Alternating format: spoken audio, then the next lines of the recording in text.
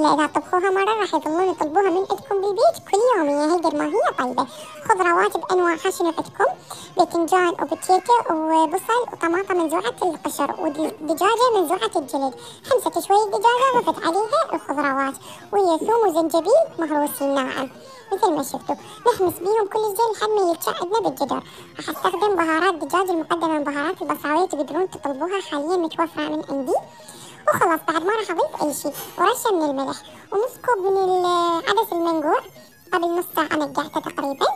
وبديت اقلب كل زين. بعد ما حنسوي الخضروات ويا الدجاج راح اضيف عليهم مي حار لحد ما يتغطون وانتظرهم لحد ما يفور تماما.